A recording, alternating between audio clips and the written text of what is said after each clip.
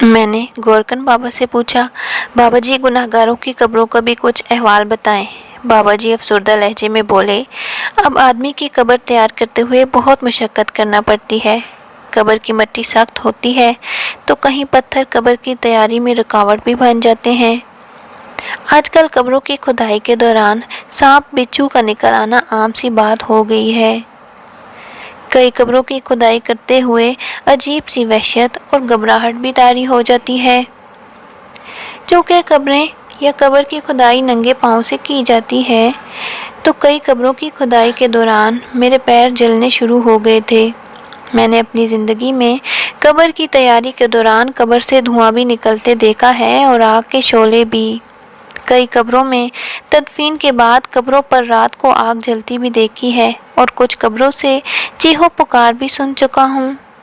یہ باتیں بابا جی میرے مختلف سوالوں کے جواب میں مجھے بتا رہے تھے اور عالم تصور میں اپنی قبر کی فکر میں گم ہو گیا تھا کہ نہ جانے میری قبر سے روشنی نکل کر گورکن کا وجود روشن کر دے گی یا گورکن کے پیر جلا ڈالے گی، اور پھر کیا خبر قبر بھی نصیب ہو کہ نہ ہو۔ یہ میری آپ کی فانی زندگی کی حقیقتیں ہیں جو میں آپ کی خدمت میں عرض کر رہا ہوں۔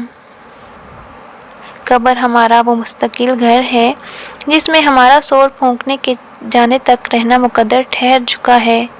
کبھی کبھی اپنی دلوں کو موہ لینے والے عارضی گھروں کو کچھ دیر کے لیے فراموش کر کے قبرستان میں جہاں میں اور آپ اپنی مستقل رہائش اختیار کرنے والے ہیں، جا کر ان کے مکینوں کی رہائش گاہوں کو بھی دیکھ کر آیا کریں تاکہ اپنی رہائش گاہ کے پلاٹ کا بھی اندازہ ہو اور اس میں اپنی رہائش کے لیے خیالوں اور تصور میں تانے بانے بھی بنتے رہا کریں۔